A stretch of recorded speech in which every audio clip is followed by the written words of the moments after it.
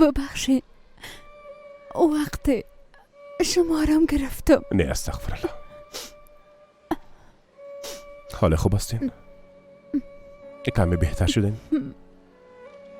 خوب هستم. من دیگه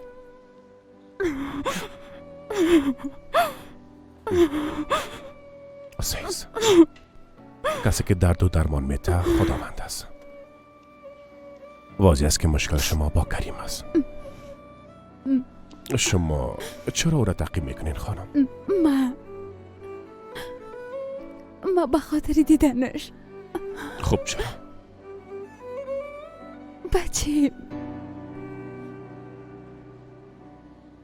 بچه‌یم هست. شما مادر کریم هستین؟